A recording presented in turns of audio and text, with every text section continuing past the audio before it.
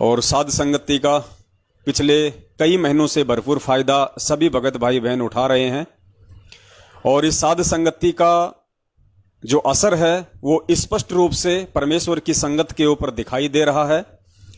कई हजारों की संख्या में परमेश्वर की आत्माएं काल प्रेरित सतलोक आश्रम मैनेजमेंट हरियाणा से हटके और परमेश्वर की सत भक्ति को सही तरीके से पुनः अपना रही हैं। और पुण्यात्माओं, हमने यही करना है। हमने केवल अपने पूज्य गुरुदेव जी की वचन अनुसार ही चलना है। पूज्य गुरुदेव जी के दिखाए मार्ग पर ही हमने चलना है। अन्य किसी भी व्यक्ति पर, चाहे वो उनका भाई हो, बेटा हो, जवाई हो, रिश्तेदार हो, कोई कोऑर्डिनेटर हो, किसी पर भी हमने आंख बंद करके विश्वास नहीं करना। यदि हमने ब्लाइंड फेथ करना है इतना ज्ञान लेने के बाद और पूर्ण परमेश्वर मिलने के बाद, तो ये ब्लाइंड फेथ, अंधविश्वास हमने केवल पूज्य गुरुदेव जी के वचनों पे, उनके सत्संगों पे और उनके आदेशों पर ही करना है।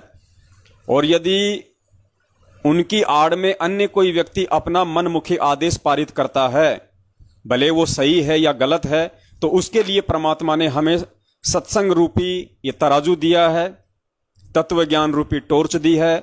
हमने भली भांति अच्छे से किसी भी थर्ड व्यक्ति के द्वारा दिए गए गुरुजी के आदेश में उन आदेशों को भली भांति हमने परखना होगा, हमने चेक करना होगा। और यदि वो आदेश संपूर्णतया पूज्य गुरुदेव जी के वचन अनुसार हैं तो ही हमने उनको अपने आध्यात्मिक जीवन में अमल में लाना है, अन्यथा नहीं लाना। बहुत बड़ा धोखा खा जाएंगे, क्योंकि स्वयं परमात्मा कहते हैं कि जब तक ना देखे निज नैना तब तक ना माने गुरु के बैना। अर्थात परमात्मा ने एक भगत को यहां तक हिदायत दी है, काल भगवान के लोक में, काल भगवान की दुष्टता को देखते हुए जिस प्रकार से वो भक्तों को भ्रमित करता है, उस स्थिति को देखते हुए कि जब तक ना देखे निज नैना, कि हे प्यारी आत्मा, जब तक तू अपनी खुद की आंखों से और खुद के कानों से अपने गुरुदेव के मुख कमल से उनके वचन ना सुन ले, उनके आदेश ना सुन ले, तब तक ना माने गुरु के बिना। तब तक आपने अपने गुरु के आड़ में यदि कोई दूसरा व्यक्ति आदेश दे रहा है तो हमने उसको नहीं मानना है। इतनी हिदायत परमेश्वर ने आप और हमें दी है। तो सोचिए पुण्यात्माओं, हमने कितना सजग होके रहना होगा, इस भक्ति मार्ग पे चलना होगा।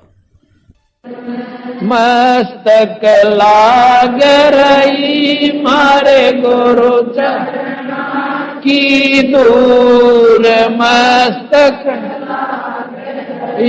मारे गुरु चरणा की दूर, मस्तक जब ये धूल चढ़ी मस्तक पे, जब ये धूल धूल जा हो गई तो